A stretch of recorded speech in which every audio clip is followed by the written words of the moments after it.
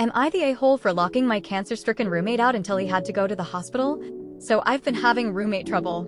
I view myself as a kind-hearted person and met a guy who said he had cancer and was dying. He said he needed a place to stay and he would pay $200 weekly while he stayed. I had been struggling financially, so I figured why not help out a guy suffering and help keep myself afloat. It should be almost obvious what happened next for anyone else who has experience with people who have asked this. Things did not go as planned.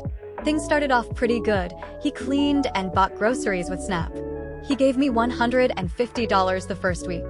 I took him to work so he can make some money still, and he moved his girlfriend in who stayed with us, which I didn't mind. He did make the house smell of weed, which was annoying. Things started falling apart when he claimed he was getting cancer surgery and couldn't work. I'd come home from work and him and his girlfriend would be high laying in bed. After he missed the second payment, I confronted him. He starts crying, putting on a sob story, and I tell him that I didn't care. I told him I didn't think we were compatible and that he wasn't contributing much to the house, let alone keeping his $200 a week promise. I gave him a date to leave. He cried some more and we departed. I got a call from him where he tells me my landlord knows he's here now and if he paid a fee, he can get added to the lease. I told him I thought he was lying because I've never seen her do that. And I tell him he's not getting added to the lease because he's supposed to go. He insists that's what happened, but I don't care and drop it because he's leaving anyway. He informs me he can't leave at the date I requested because it's too short a turnaround. I make him a deal to pay me $500 and I'll extend it another month.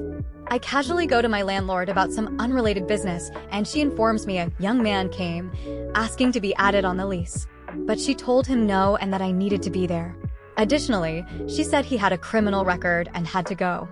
I was shocked at my roommate's duplicity and confronted him. He still denied it.